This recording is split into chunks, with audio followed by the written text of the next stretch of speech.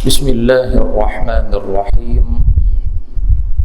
السلام عليكم ورحمة الله وبركاته. الحمد لله رب العالمين، والصلاة والسلام على أشرف المرسلين وعلى آله وصحبه أجمعين.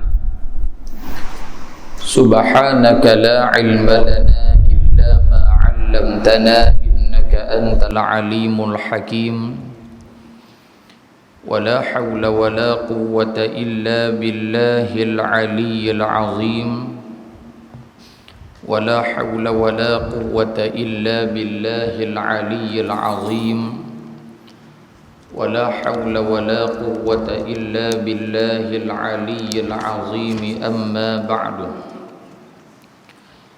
Bersyukur kehadrat Allah Subhanahu wa taala pada malam hari yang barakah ini kita dipertemukan semula oleh Allah Subhanahu wa taala di dalam pengajian kita, iaitulah pengajian ataupun pembacaan kitab Al-Arba'in An-Nawawiyah ataupun hadis 40 himpunan Al-Imam An-Nawawi rahimahullahu ta'ala, yang hampir 5 bulan kita cuti, dan cuti kita lebih lama daripada pelajar sekolah biasa cuti. Pelajar sekolah hujung tahun sebulan je, kita cuti mengaji di masjid 5 bulan, bukan hujung tahun, daripada awal sampai tengah tahun lagi zakat. Jadi malam ni tuan-tuan dan puan-puan yang dirahmati oleh Allah Subhanahu wa taala, kita sambung balik pembacaan kitab kita pada hadis yang ke-24, yang mana pada pertemuan yang lepas kita ada baca sikit hadis yang ke-24 ini. Tapi memandangkan kita lama cuti, di malam ni kita baca balik daripada awal, dan hadis ini agak panjang. Kita baca takat-takat dan Aisyah, lepas tu kita berhenti insya-Allah. Bismillahirrahmanirrahim. Qala al-musannif rahimahullahu ta'ala wa nafa'ana bi'ulumihi fid darain amin ya rabbal alamin. Hadis yang ke-24, an Abi Dzarrin al-Ghifari radhiyallahu ta'ala anhu 'anil nabiy sallallahu alaihi wasallam fima yarwihi an rabbih azza wa jalla. Hadis yang ke-24 daripada Abu Dzar ataupun Abi Dzar al-Ghifari radhiyallahu ta'ala anhu wa ardah. Nama Abu Dzar adalah Jundub ataupun Jundab bin Junadah. Boleh dibaca dengan baris dhammah dan boleh dibaca dengan baris fathah. Jundub ataupun Jundab bin Junadah radhiyallahu ta'ala anhu wa ardah. Yang kedua, Abu Dzar al-Ghifari ini ataupun Jundub bin Junadah ini daripada Puak Ghifar. Bila sebut kata Puak Ghifar, terkenal dengan suatu puak yang suka merompak harta ataupun yang suka merompak pedagang apabila balik daripada berdagang ataupun dalam perjalanan nak pergi berdagang. Jadi Abu Dzar ini di antara salah satu kerja dia sebelum daripada dia masuk Islam, kerja dia merompak macam mana puak-puak Al-Ghifar juga. Yang ketiga, kata para ulama, Abu Dzar al-Ghifari ini adalah salah seorang daripada as-sabiqun al-awwalun, golongan ataupun orang yang terawal beriman dengan Nabi kita Muhammad sallallahu alaihi wa ala alihi wa sahbihi wa baraka wa sallam.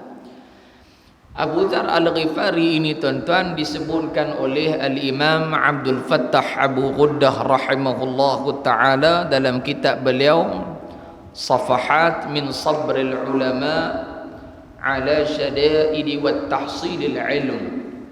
Bagaimanakah orang-orang ataupun ulama-ulama yang terdahulu yang mana mereka ini menempuh perjalanan dengan sukar semata-mata nak mendapatkan ilmu pengetahuan, terutamanya di antaranya diselitkan juga sahabat-sahabat Nabi sallallahu alaihi wasallam. Jadi Abu Dzar Al-Ghifari ini ketika mana dia duduk di kampung Ghifar, orang duk cerita pasal Nabi sallallahu alaihi wasallam, orang duk cerita dah Muhammad ni akhlak bagus, Muhammad ni perangai bagus, Muhammad ni kira bagus, luar dalam bagus belaka. Menyebabkan dia rasa tak puas hati dengan apa hak orang cakap. Lagu mana dia nak bagi puas hati?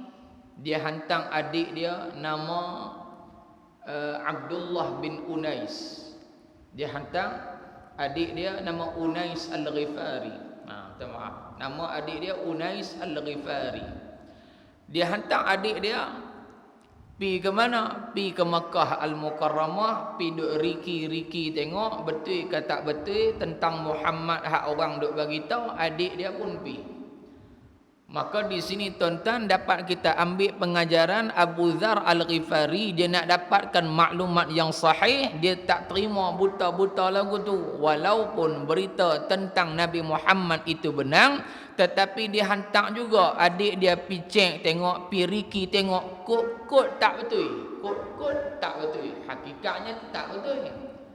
Cuma Allah Ta'ala takdir dia hantar adik dia pi tu nak ajak kepada kita bahawasanya kalau kita ni tak boleh nak dapat direct terus ilmu daripada seseorang, paling kurang tidak dapat paling kurang kita tanyalah orang hak pi mengaji, paling kurang tanyalah orang hak tahu, jangan kita buat pala tahu. Dia hantar adik dia pi, adik dia pun balik mai bagi tahu, wahai abang, orang cerita tentang Muhammad sallallahu alaihi wasallam ini seorang yang baik, seorang yang bagus, seorang yang dikatakan Rasul akhir zaman. Dia habaq ke abang dia, yakni Abu Dzar. Abu Dzar kata, wahai adikku, ma syafaitani, wahai adikku, berita yang hang bagi ke aku ni, aku lagi tak puas hati. Hang habaq lagu tu saja, tak buat mai bukti apa pun, ma syafaitani, aku tak puas hati juga. Tak puas hati. Maknanya seorang penuntut ilmu dia tidak dapat kena terjun duk dalam majlis ilmu. Tak cukup duk pergi mengaji dengan kawan, yang kawan tadi ni pergi mengaji dalam majlis tadi ni. Abu Dzar pun siapkan pekakah dia, barang-barang dia, berangkat daripada mana? Berangkat daripada Ghifar menuju ke Makkah Al-Mukarramah. Pi ke Makkah, dia pi tengok sendiri depan mata kepala dia, dan akhirnya Abu Dzar Al-Ghifari radhiyallahu taala anhu wa ardah beriman dengan kerasulan Nabi kita Muhammad sallallahu alaihi wa ala alihi wa sahbihi wa baraka wa sallam. Dia beriman pasal apa tuan-tuan? Dia pergi duduk sendiri dalam majlis itu. Dia pergi jumpa sendiri tuan badan yang dimaksudkan. Maka begitulah hal keadaan susahnya sahabat Nabi nak mendapatkan ilmu, nak mendapatkan maklumat tentang Nabi Muhammad. Maka kita telah lagilah tuan-tuan kena bersusah payah lebih daripada sahabat baginda Rasulullah sallallahu alaihi wa ala alihi wa sahbihi wa baraka wa sallam. Abu Dzar Al-Ghifari radhiyallahu anhu di antara salah seorang sahabat Nabi yang sangat zuhud. Zuhud ni pada dia tuan-tuan bukan makna zuhud main masjid naik gerek tayar tak ada, tu bukan zuhud, hak tu pelewut nama dia. Yang dikatakan zuhud oleh ulama, walaupun dia ada harta, tapi harta itu dibelanjakan pada jalan yang Allah Ta'ala suka. Itu maksud zuhud. Itu maksud zuhud. Jadi kalaulah orang kata zuhud ni tak boleh ada harta, orang ni mengaji tak faham. Orang ni mengaji tak faham. Jadi yang dikatakan zuhud apa dia? Iaitulah orang yang ada harta dunia dan dibelanjakan harta itu pada jalan yang Allah Ta'ala redha, maka orang ini termasuk orang yang zuhud walaupun dia orang yang kaya.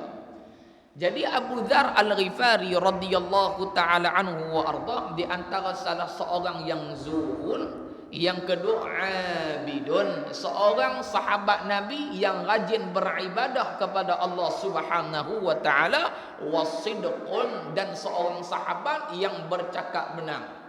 Maknanya kalau betul betul, tak betul tak betul. Ini Abu Dzar Al-Ghifari radhiyallahu anhu. Bukti kata dia bercakap benar.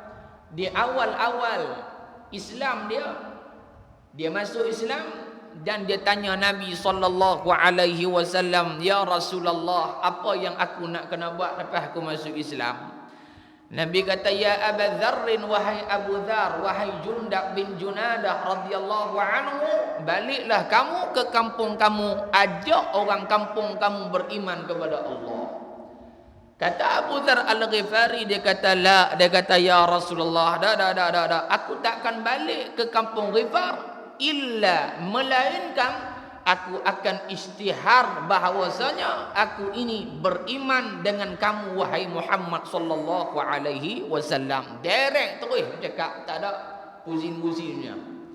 Dia masuk dalam Masjidil Haram, yang mana dalam Masjidil Haram pada ketika itu tempat orang ibadah, tempat orang sembah berhala. Abu Jahal, Abu Lahab, segala bala Abu duduk dalam tu. Dia masuk, dia kata, "Wahai manusia sekalian, ayyuhan nas, aku ini adalah Abu Dzar ataupun Jundab bin Junadah daripada perkampungan Ghifar. Hari ini aku nak menyatakan bahawasanya aku beriman dengan Muhammad sallallahu alaihi wasallam." Habis cakap tu ya. Bila dia cakap lagu tu, tuan-tuan orang bawa, depa ni main labuh, dia 3 suku mukuh taruh atas terus. Tak cakap banyak, bagi pensan. Hari pertama kena labuh pensan. Mai besok pula celik balik elok, masuk balik dalam Masjidil Haram. Dia tengok ada satu orang perempuan duk sembah berhala.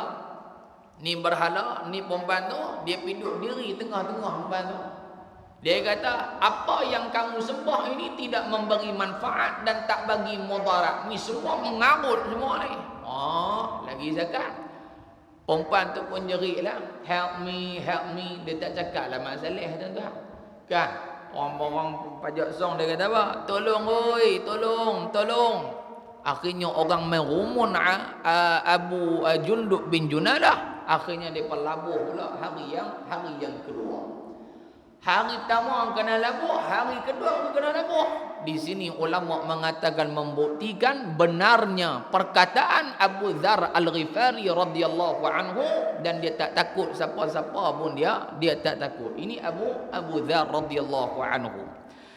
Abu Dzar radhiyallahu anhu wafat di mana? Wafat di Rabazah, satu tempat di tengah padang pasir. Hak orang pun tak pergi duduk, dia pergi duduk long tu. Wafat bila? Wafat pada tahun 32 Hijrah. Tahun 32 Hijrah dia wafat. Dan Nabi pernah sebut kepada para sahabat, di antara kita akan ada yang mati keseorangan. Waktu tu Nabi hidup Nabi kata dengan sahabat, "Wahai sahabat, ketahuilah di antara kita semua ni akan ada sahabat kita ni akan mati seorang-seorang." Maknanya dia duduk jauh terpencil daripada orang ramai. Bila mana Nabi wafat, Abu Dzar pun duduk dengan isteri dan anak dia. Dia habaq kat bini dia. Dia kata ketika mana Nabi hidup, Nabi pernah habaq kat kami bahawasanya dalam kalangan kami ketika itu akan ada yang mati keseorangan. Jadi Abu Dzar kata kat bini dia, dia kata, "Abang duk perhati tengok, semua sahabat hak mai pada waktu tersebut semua dah meninggal dah. Abang orang tak meninggal lagi. Abang orang tak meninggal lagi." Maka takdir Allah tahun 32 Hijrah, Abu Dzar Al-Ghifari meninggal dunia di Rabazah bertepatan dengan sabdaan Nabi sallallahu alaihi wasallam, dan Nabi sebut yang akan salatkan jenazah sahabat itu adalah orang yang saleh, yang baik pada ketika itu. Siapa dia yang sembahyang dia? Iaitulah Abdullah bin Mas'ud radhiyallahu taala anhum ajma'in. Jadi dalam kisah itu Nabi nak sebut dua kemuliaan sahabat. Yang pertama kemuliaan Abdullah bin Mas'ud, yang kedua kemuliaan Sayyiduna Abu Dzar Al-Ghifari radhiyallahu taala anhuma wa ardahuma. Baik. daripada Abi Dzar Al-Ghifari radhiyallahu anhu yang Allah redha ke atasnya. Jadi sebut radhiyallahu anhu kepada para sahabat Nabi dan juga para ulama, orang-orang yang saleh, hukum dia sunat, mendapat pahala. Begitu juga kalau Nabi Muhammad kita sebut Sayyiduna Muhammad, asyhadu an la ilaha illallah wa asyhadu anna Muhammadar Rasulullah, Allahumma salli ala Sayyidina Muhammad wa ala ali Sayyidina Muhammad. Jadi lebih afdal dan pahala pun lebih berganda. Jadi hukum dia adalah sunat. Baik. Yang Allah redha kepadanya siapanya? Abu Dzar, daripada baginda Rasulullah sallallahu alaihi wasallam fima yarwihi an rabbih, seperti mana yang diriwayatkannya siapa? Hi situ yarwihi dhamir ganti nama marji' balik pada diri Nabi sallallahu alaihi wasallam. Yang diriwayatkannya yakni yang Rasulullah sallallahu alaihi wasallam riwayatkan an rabbih, daripada Tuhannya siapa? Nya Allah. Tuhannya siapa? Nya Nabi Muhammad. Balik pada Nabi Muhammad juga. Siapa Tuhan Nabi Muhammad? Allah haqqul ma'bud, yang selayak disembah, azza wa jalla. Jadi hadis ini hadis apa tuan-tuan? Hadis qudsi. Hadis qudsi. Apa maksud hadis qudsi? Hadis qudsi ini disebutkan oleh para ulama, akhbarallahu ta'ala ma'nahu bil ilhami awil manami, fa akhbara an-nabiy sallallahu alaihi wasallam ummatahu bi'ibaratihi an ma'na dhalikal kalam. Yang dimaksudkan dengan hadis qudsi iaitulah satu perkhabaran yang Allah Ta'ala berikan kepada Nabi Muhammad sallallahu alaihi wasallam, sama ada melalui ilham ataupun melalui mimpi. Ilham ataupun mimpi. Dan hadis qudsi ini melalui ilham dan melalui mimpi. Fa akhbaran nabiyyu, dan Nabi sampaikan pula apa yang diilhamkan oleh Allah, apa yang diberikan oleh Allah dalam mimpi Nabi, ummatahu, kepada umatnya. Nabi sampai balik kat sahabat sampai balik maka kita bi'ibaratihi, dengan lafaz daripada Nabi dan makna seperti mana yang dikehendaki oleh Allah. Ibarat dia lagu ni, saya kata jom malam ni saya belanja. Lawak dah bukan betul lah. Saya pegang hak tu pula. Malam ni saya belanja. Ayah pun hantar lah WhatsApp. Ustaz Aiman ajak pergi kedai makan, malam ni kita makan free. Sama ada makna dia. Sama lah. Cuma lafaz lain, makna makna Rasulullah. Tu dia panggil hadis qudsi. Dan hadis qudsi ini dia lafaz daripada Nabi, makna daripada Allah. Kita dah mengaji lah dalam mustalah hadis.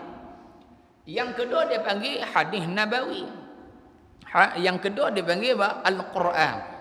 Al-Quran. Jadi Al-Quran makna dan lafaz kedua-duanya daripada Allah Subhanahu wa ta'ala. Makna dan lafaz kedua-duanya daripada Allah Subhanahu wa ta'ala. Itu perbezaan yang pertama dari sudut ta'rif dia ataupun maksud dia. Yang kedua, hadis qudsi ini tidak mencapai tahap mutawatir seperti mana Al-Quran. Dia tidak mencapai tahap mutawatir seperti mana Al-Quranul Karim. Yang ketiga di antara perbezaan antara hadis qudsi dan juga Al-Quran, siapa yang dalam semayang, kita lah dalam mazhab Syafi'i, dalam mazhab lain wallahu a'lam, saya pun tak tahu. Dalam mazhab Syafi'i, siapa yang baca hadis qudsi dalam mayang tak sah walaupun hang imam Masjidil Haram sekalipun. Tiba-tiba tahun ni pergi umrah kan, sudah baca pelik lagi pasal Covid. Dia pun baca ghairil maghdubi alaihim waladdallin. Amin, kita amin. Lepas tu dia baca Bismillahirrahmanirrahim an Abi Dzar radhiyallahu anhu 'anil Nabi sallallahu alaihi wasallam fima yarwihi an rabbih 'azza wa jalla. Oh sedih baca tu. Kita orang pedak apa tak sah ni. Tak dikira lah situ. Dia kena baca apa? Baca Quran. Dia kena baca Quran lah. Alhamdulillahi Rabbil Alamin. Dia tak baca Fatihah, dia bega tinggal hadis kursi. Sah tak? Tak sah. Tu beza tu. Duk tiga. Yang keempat, siapa tak percaya Quran kafir. Mudah faham lah kita duk ngaji kita tak? Siapa tak percaya Quran kafir. Senang. Tapi siapa yang mengingkari hadis kursi, ulama kata dia termasuk dalam kalangan minal fasiqin, orang-orang yang fasik. Yang kelima, Al-Quran Allah Ta'ala sebut la yamassuhu illa al-mutahharun. Siapa yang sentuh Quran illa melainkan al-mutahharun, dia dah suci. Maknanya suci pada hadas kecil, hadas besar. Adapun hadis kursi kena ada bersuci? Tak. Dari sudut fiqhnya tak, dari sudut adabnya afdal kita bersuci. Jadi tak ada masalah apa. Kita pegang kitab hadis begitu hadis kursi misalnya. Kena ada wudu? Tak kena wudu. Kerana martabat dia tidak seperti mana Al-Quranul Karim. Yang seterusnya para ulama mengatakan bahawasanya Al-Quran ni tak boleh diriwayatkan dengan makna. Mesti macam mana Allah turunkan, begitulah Al-Quran disampaikan. Alhamdulillahi Rabbil Alamin. Begitu yang diturunkan oleh Allah melalui Jibril, begitu juga yang kena sampaikan oleh Nabi kepada umat Nabi sallallahu alaihi wasallam. Mesti sama. Perkataan, makna mesti sama seperti mana Allah nak.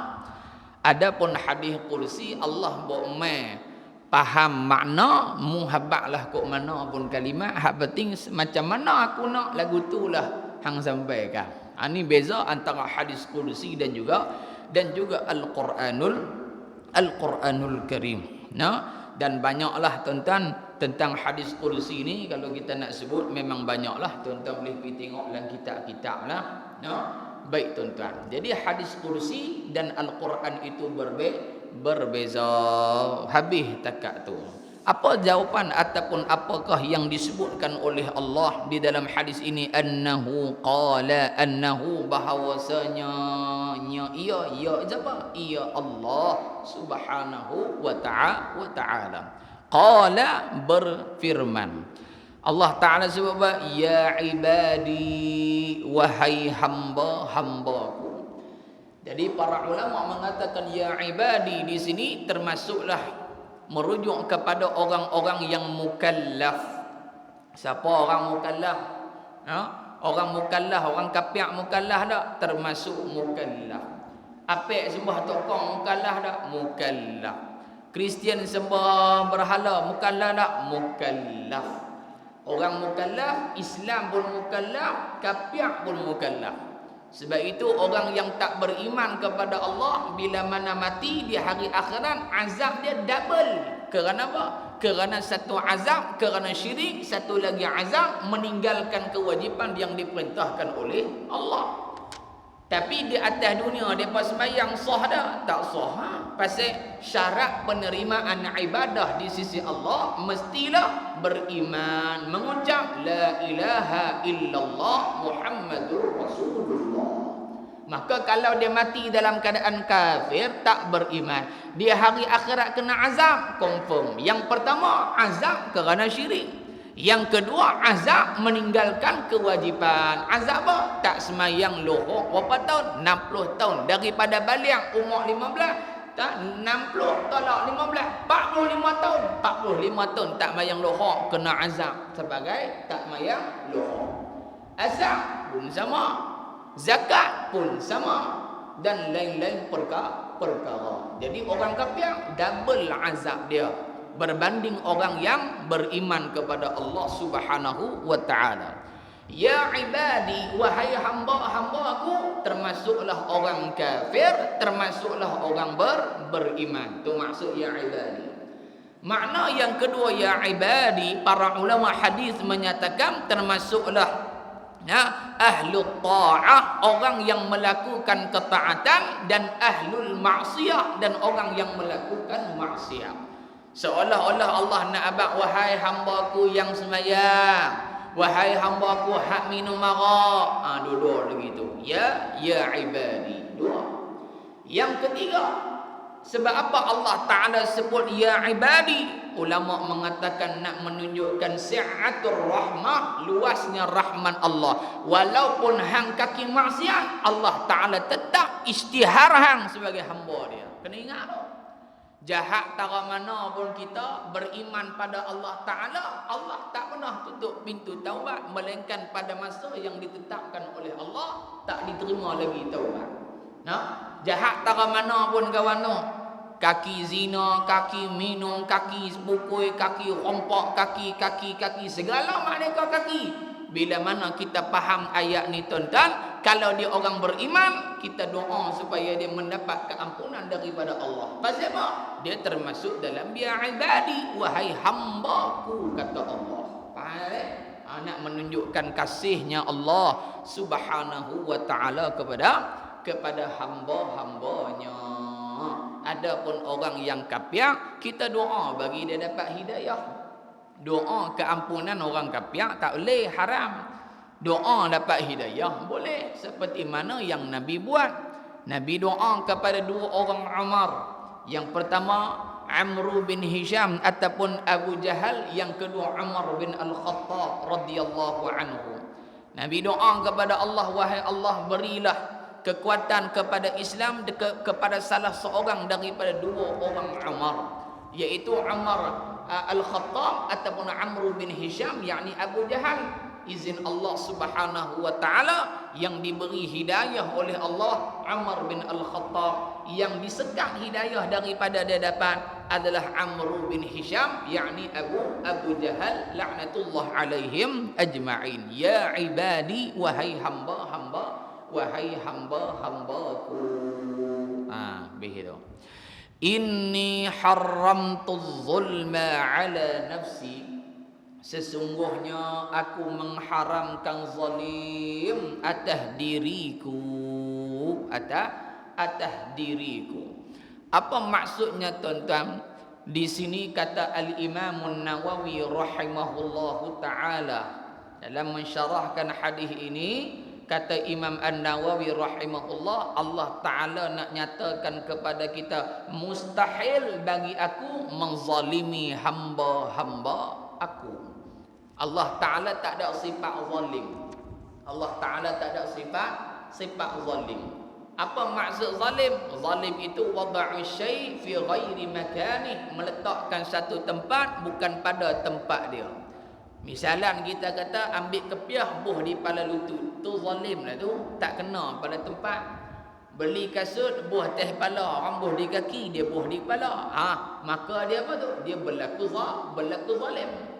Maka Allah Ta'ala sebut di sini, inni haramtu zulma ala nafsi, aku ni mengharamkan zalim pada diri aku. Maknanya kata Imam Nawawi, Allah Ta'ala nak nyatakan sesungguhnya Allah Subhanahu wa Ta'ala tidak akan sekali-kali bersifat zalim, dan sekali-kali tidak akan berlaku zalim.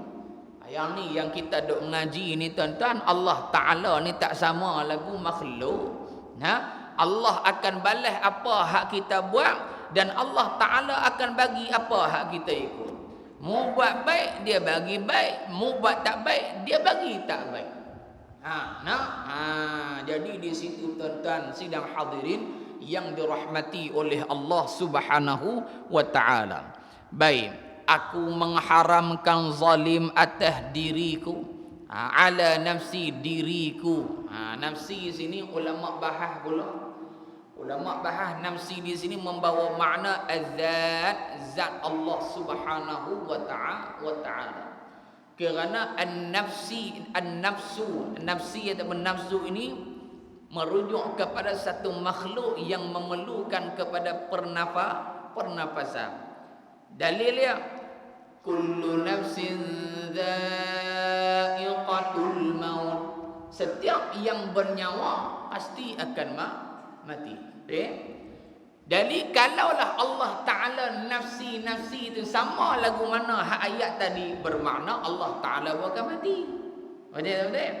Tapi maksud nafsi di sini merujuk kepada zat Allah Subhanahu wa Ta'ala yang maha hidup, tetapi Allah tidaklah seperti mana kita hidup. Nah, kita duk ngaji wujud qidam baqa mukhalafatuhu lil hawadith. Allah Ta'ala ni tak sama lagu makhluk. Allah hidup dah, hidup. Tapi hidup yang bagaimana? Hidup yang qidam, sedia kala ada. Kita dah ngaji kan wujud Allah Ta'ala wujud, sedia ada, qidam kekal, baqa kekal, mukhalafatuhu lil hawadith. Lepas tu kita ngaji pula dalam ilmu tauhid dia tertib zikri, tertib uqu'i, tertib ta'aqquli. Itu semua ulama bahas belakang tu.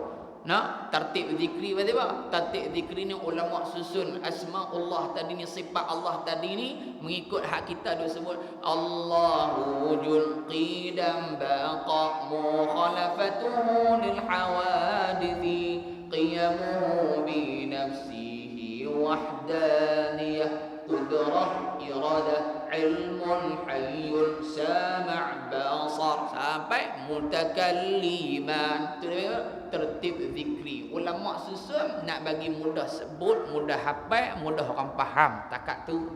Patut tertib wuqu'i. Dia mula dia masuk bahas banyak dah. Patut tertib ta'aqquli pada logik akal. Pasal apa yang ulama letak wujud dulu, lepas tu baru qidam, lepas tu baru baqa, lepas tu baru mukhalafah lil hawadis, lepas tu qiyamuhu bi nafsih, lepas tu wahdaniyah sampai mutakallimah. Maka ulama susun tu tertib ta'aqquli, kena dengan akal kita. Oh, dia kena ada wujud dulu. Kalau barang tu barang tak wujud, lagu mana kita nak cerita sifat dia? Dia anak duduk dalam perut, cerita ni bini kita ngandung. Lepas tu kita habaq kat orang. Anak saya ni putih melepak. Mengandung beranak bila? Tak beranak lagi. Duduk dalam perut baru 3 bulan.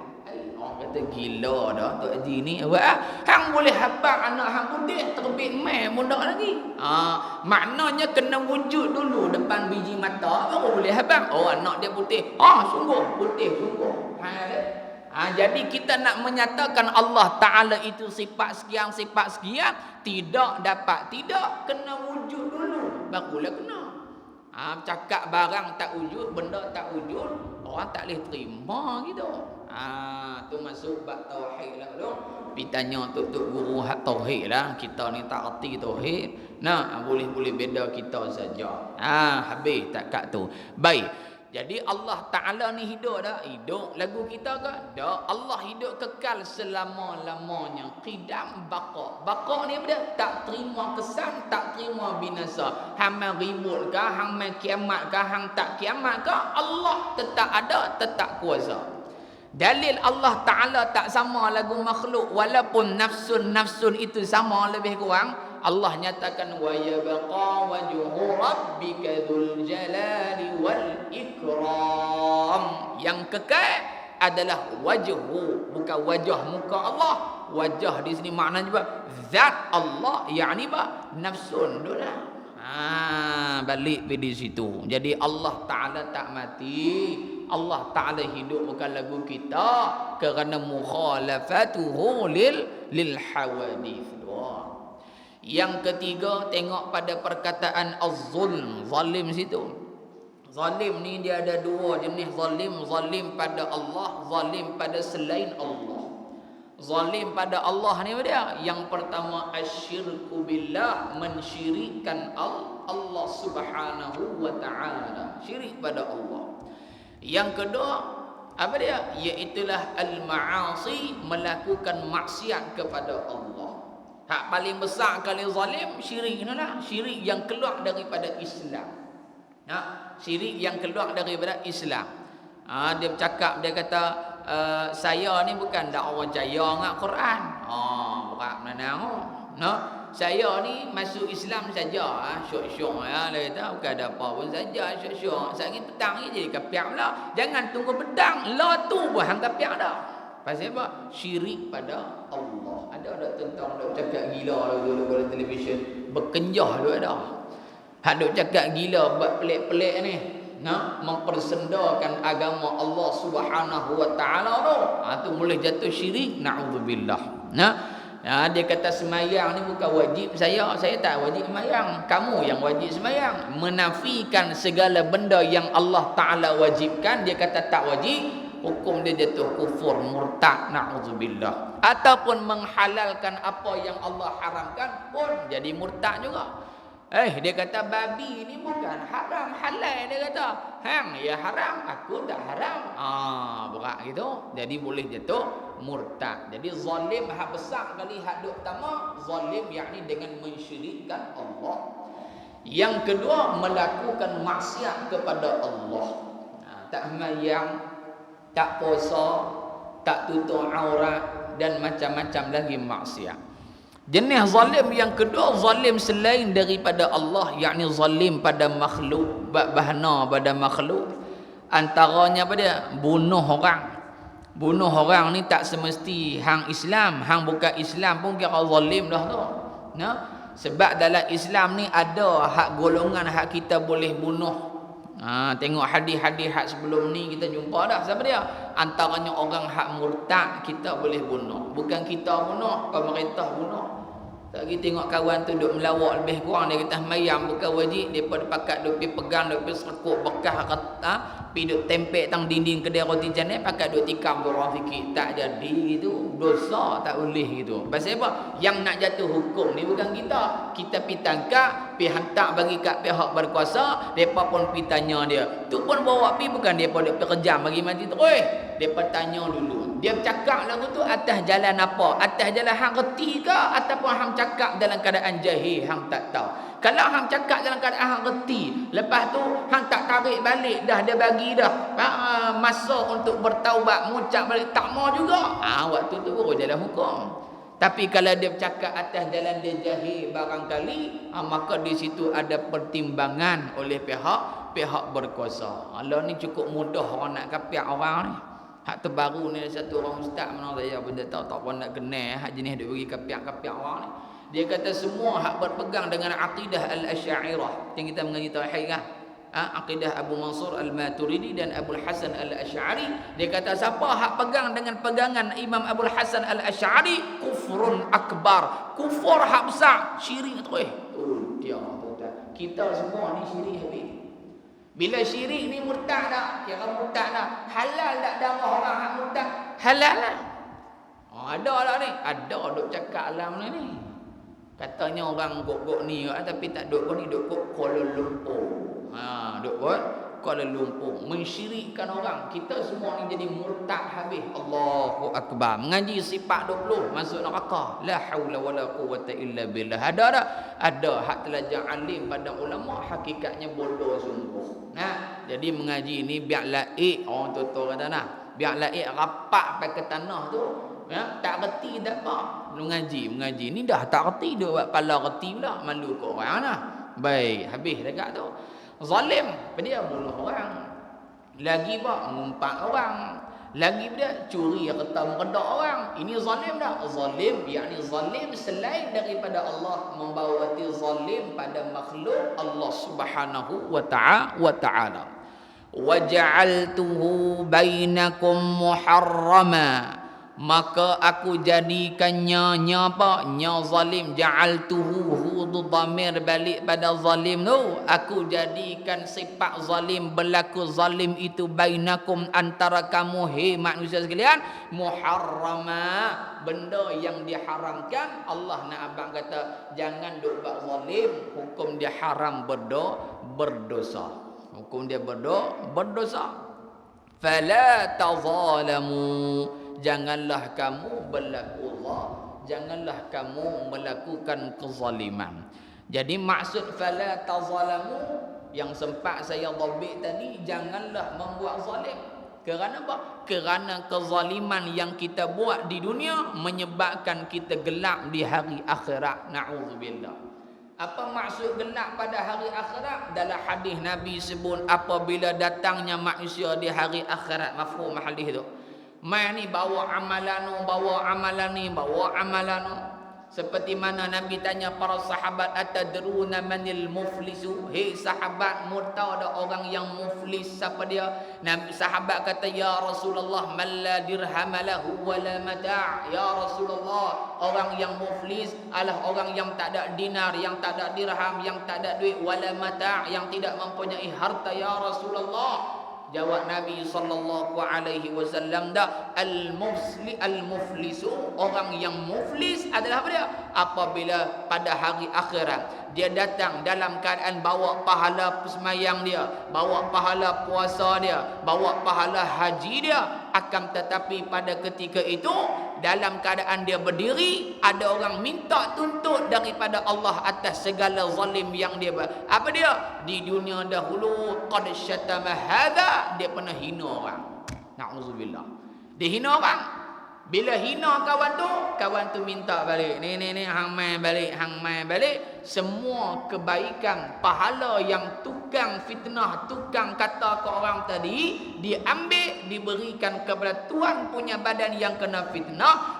Dosa tuan punya fitnah dilungguk bagi kepada tuan yang memfitnah. Akhirnya apa?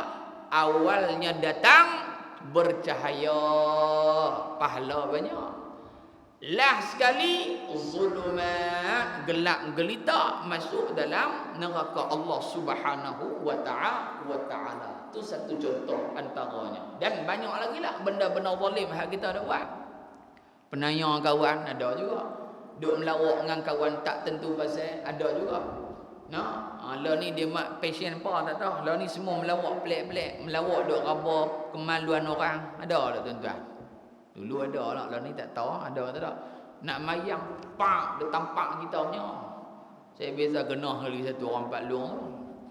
Dia ni ya, dia ingat kita apa aku cak korek ingat aku. Dia memang kita Allah pak dah buruh kan, kena senang. Saya kata ni tuan nak mampu tak sedar diri. Dia tengok saya kata tu macam tu dia bayang Allahu Akbar, selamat lah ni tak jumpa api tahun mati dia apa saya pun tak tahu. Dia boleh orang nak mayang di tempat telok kita. Kita bukan kenal dia pun. Faham? Ni melawak tak kena gaya melawak sampai jadi benda haram dulu dah. Ada enggak? Ada hak melawak ni dia mana? Sangkaan dia melawak tapi akhirnya bawa pada kematian. Dia melawak. Depa tunjuklah tak tahu tamalan Zimbabwe ke mana ke.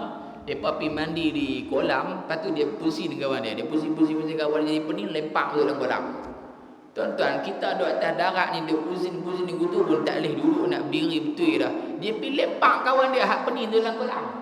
Kolam pula bukan kolam kanak-kanak ni, kolam orang tua-tua, 7 kaki 8 kali 5 tu ada. Pusing tuan-tuan, duduk layak pening layak, lemah sepasal, pening sepasal. Akhirnya kawan-kawan dia duduk tunggu tak naik, tengok-tengok timbul, mati dah tuan-tuan. Ni melawak tak kenal gaya. Akhirnya apa? Hang menzalimi orang di hari akhirat, hang nak kena jawab di hadapan Allah Subhanahu wa ta'ala. Jadi jangan duk buat zalim kepada orang. Dan maksud zalim juga fala tazalamu, jangan kamu berlaku zalim. Jangan kita duk sangka kata aku tak buat dia, aku tak zalim. Ulama kata 3 golongan ni juga termasuk di dalam orang yang zalim. Apa dia yang pertama? Yang pertama ulama kata dia tak buat secara direct, dia buat indirect. Apa dia? Dia tahu kata kawan tu nak kena, ataupun dia tahu kata mana-mana orang dia nak buat satu-satu benda yang perlukan kepada dana. Bila ada dana baru kita boleh jalan kerja jahat kita ni. Dia pam duit dia masuk, maka dengan harta yang dia bagi bantu orang buat zalim, termasuk di dalam hadis Nabi sallallahu alaihi wasallam. Dia termasuk orang yang zalim, diazab oleh Allah. Na'udzubillah. Satu. Yang kedua, iaitulah cenderung kepada orang hak zalim. Dia berat kot tu. Dia berat, dia tak masuk terus, dia berat-berat kot tu. Dia ni jenis lalang. Jenis lalang. Ada tak hak jenis hidup lagu lalang? Ada. Jadi ustaz lalang, ahli politik, politik lalang. Dia kira makan keliling ni apa ni? Kira makan keliling. Kalau cakap betul lagi, orang tak sokong. Kalau cakap betul lagi, orang tak panggil mem mengajar. Jadi lalang, pusing. Apa ulang sama duk lingkar lapang. No? Jadi orang yang cenderung sedikit sekalipun kepada orang yang zalim termasuk di dalam hadis ini juga. Dua. Yang ketiga, ulama kata ni disebutkan dalam kitab pedia saya lupa dah tuan-tuan. Kitab karangan Imam Mulla Ali Qari rahmatullahi alaih. Dia syarah kitab ni. Dalam kitab dia Al-Mubinul Mu'in li Fahmil Arba'in, syarah kepada Matan Al-Arba'in An-Nawawiyah. Lebih kurang 800 muka surat dia syarah tentang hadis Arba'in Nawawi. Hadis ada 42, dia syarah kat 1000 muka surat. Habaq kata hak Nabi bagi tahu kat kita ni bukan pendek saja, tapi kalau dihurai oleh para ulama, subhanallah, hebat sungguh perkataan Nabi sallallahu alaihi wasallam. Yang tiga apa? Orang hak zalim, dia doa ke orang hak buat zalim supaya boleh ke dia. Dia tahu dah kata kawan dia ni suka duk kena orang, duk mohon orang. Dia tak tolong kawan tu dengan duit. Dia pun nak kata cenderung sangat pun tak juga. Tapi dia ya Allah ya Tuhanku, kau bagilah kawan aku tadi ni yang dia ni kata-kata lagu ni bagi boleh ke dia. Hang doa ke orang zalim pun hang kena juga. Kamu doa pada orang hak buat zalim pun kamu kena juga. Kerana Allah nyatakan wala tarkanu ilal ladzina zalamu fatamassakumun nar. Jangan kamu cenderung walaupun sikit pada orang yang zalim, niscaya kamu akan disambang oleh api neraka Allah Subhanahu wa taala. Dalam satu riwayat yang lain yang disebutkan oleh Al-Imam Al-Baihaqi dalam kitab dia Syu'abul Iman dan juga Musannaf Ibnu Abi Syaibah, satu riwayat daripada Mujahid daripada Ibnu Abbas radhiyallahu anhu, auhallahu taala ila Daud. Allah Ta'ala telah mewahyukan kepada Nabi Daud alaihi salam. Ya Daud, wahai Daud, qul lil-zalamah, katakan, sampaikan kepada orang hamba zalim, kaki zalim, la yadhkuruni fa inna haqqan alayya anna man dzakarani adhkuruhu. Allah Ta'ala pesan kat Nabi Daud alaihi salam, wahai Nabi Daud, hang pesanlah ke orang-orang zalim ni, la yadhkuruni, tu selalu sebutlah nama aku. Tu selalu sebutlah nama aku. Pasal sebut pun bukan hang ikut pun. Sebut pun bukan hang ikut. Kerana aku ni akan ingat kepada orang hak betul-betul ingat kat aku saja. Makna aku akan ingat kepada hamba hak tak buat zalim ke orang yang tak buat zalim kat aku semua. Hak ni aku ingat ke dia. Wa inna zikri iyahum an al'anahum. Habang ada apa? Jangan sebut nama aku. Kerana apa? Aku sentiasa ingat kepada mereka, yakni orang yang zalim. Apa dia aku ingat? Al'anahum, aku akan melaknat mereka. Hak tu yang aku nak bagi dia. Allahu akbar. Ni siapa ni? Orang yang suka buat orang yang suka buat zalim. Sambung bulan depan tuan-tuan, duk ada lagi ni, tak habis lagi ni. Insya-Allah bulan depan kita tengok sikit lagi tang ni, lepas tu kita masuk ya ibadi kullukum dhallun illa man hadaituhu fastahduni ahdikum. Dia ulang banyak kali ya ibadi ya ibadi ya ibadi ya ibadi, nak menunjukkan rahmatnya Allah Taala. Membuat jahat mana pun Allah duk sebut ya ibadi ya ibadi ya ibadi. Kita kalau kawan buat jahat 2 kali tak apa, kali ketiga panggil macam-macam. Kawan kita nama Dolah, bukan sini, bukan Dolah sini tak, Dolah superstar hak cerita awi logo dia buat penayar kita. Kita keluar masjid, kasut tak ada, dia pergi gantung dia pergi gantung tanpa pagar masjid. Kita celaka orang alhamdulillah. Kita kata gitu lah, melawak lah. Kali kedua kopa tu enggak, subuh besok dia berkenam dah. Dia pergi tak tahu dia pergi buh kata belah kanan di pagar parking kereta belah balik jalan Kita kata celakui tu alhamdulillah. Kali kedua duk hangat dah. Mai kali ketiga kata tak ada dolah dah. dia keluar hak lain lah pula hak sedap lagi daripada hak tu. Pasal apa?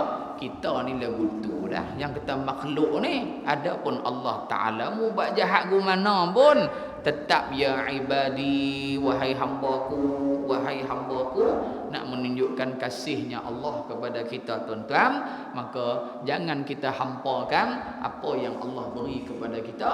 Kita balas balik dengan kita bertaubat, bersyukur dengan apa yang telah dianugerahkan oleh Allah Subhanahu wa taala kepada kita semua, insya-Allah. Kita doakan juga tuan-tuan, agar kawan-kawan kita ramai duk balik kampung lah ni. Lebuh raya jam tuan-tuan. Depa kata raya baru nak raya. Ada hak kawan buat dalam Facebook dia kata hari ni Syawal pertama, padahal Rabiul Awal lah. Syawal pertama wah. Dia balik-balik mak dia jamu lemang dengan ketupat. Allah. Pasal apa raya tu tak boleh balik? Raya tu tak boleh balik. Jadi mungkin anak ayah-ayah ibu-ibu yang balik pada Kuala Lumpur ke, balik pada Johannesburg ke, balik pada Cape Town ke, balik pada Copenhagen ke mana ke, mudah-mudahan Allah berkati perjalanan mereka dan selamatkan mereka pergi dan juga pulang insya-Allah. Wassallallahu ala sayyidina Muhammad wa ala alihi wa sahbihi ajma'in. Bismillahirrahmanirrahim. Alhamdulillahi rabbil alamin. Wassalatu wassalamu ala asyrafil mursalin wa ala alihi wa sahbihi ajma'in. Allahumma anfa'na bima 'allamtana wa 'allimna ma yanfa'una bi rahmatika ya arhamar rahimin. Wassallallahu ala sayyidina Muhammad walhamdulillahi rabbil alamin. Di belakang tu tuan-tuan saya ada bawa jualan ayak noh. Ayak apa tadi? Ayak Al-Kali Pondok Keluaran Mak kita. Satu tong tu 5 liter RM10. Hak bawa duit bayarlah. Dia kata ustaz saya tak bawa duit ambil dulu balik minum tak apa. Bulan depan bawa main duit. Lupa juga tak halal lah. Tapi jangan buat lupa. Jangan buat lupa tuan-tuan. Ayak tu 9.5 pH dia. Bukan Pakatan Harapan lah. pH ayak tu. Bukan boleh ingat. Orang kau ni dia kuat politik juga ni. Kan? pH ayak tu 9.5. Hak kencing manis, hak jenis kebah-kebah tangan, hak jenis sakit dada, sakit lutut, sakit segala macam, kau sakit kecuali mati lah tuan-tuan. Ketiak bilah. Alhamdulillah tuan-tuan. Ada satu orang pakcik di Tasik Gelugong tu, dia Parkinson. Gulu-gulu tangan dia. Lepas tu tak boleh berjalan tuan-tuan, kena papah. Bini dia kena papah dekat 2 bulan. Alhamdulillah, izin Allah kita pergi hantar dekat dia dekat 20 tong dah tuan-tuan, dah ni boleh berjalan dah. Cuma tak boleh terbang ya. Kalau terbang ni tuan-tuan terkejut lah. Jadi satu RM10 di belakang. Bukan nak jual barang tuan-tuan, jual ni untuk kita punya mahal kita. Kita punya mahal kita bulanan kita nak kena ada tuan-tuan RM70,000 bulanan. Mesti ada dah RM70,000. Jadi malam ni ada hartawan ke apa ke, pam seorang RM50,000 selamat. Saya tak ada jual ayak kan. Jadi insya-Allah tuan-tuan kita nak bayar gaji guru, nak bayar elektrik, nak bayar makan minum pelajar 300 tak cukup tuan-tuan. Sehari RM15. Sehari RM15 kali pergi main tolak gedung-gedang 300 tu cukup untuk 15 hari ya. 300 tu. Tak cukup nak bayar gaji guru dan sebagainya. Tapi kita cari ikut jalan ni lah. Samping kita tak tahu, adalah perniagaan kecil-kecilan kita, insya-Allah mudah-mudahan ada keberkatan. Jadi tuan-tuan dan puan, saya buat main pun tak banyak lah ni, adalah kalau nak lagi besok pagi di Ma'had kita ada kuliah duha. Jadi tuan-tuan boleh pergi ambil di sana insya-Allah. Ada apa-apa masalah tuan-tuan boleh telefon saya. Saya bukan doktor lah. Saya bukan doktor. Ni tengah-tengah malam duk telefon pukul 3 pagi, ustaz. Saya ni jantung gedegak, oksigen tak masuk ni, nak buat lagu mana? Saya kata payah. Kena pergi tanya doktor lah. Saya bukan doktor.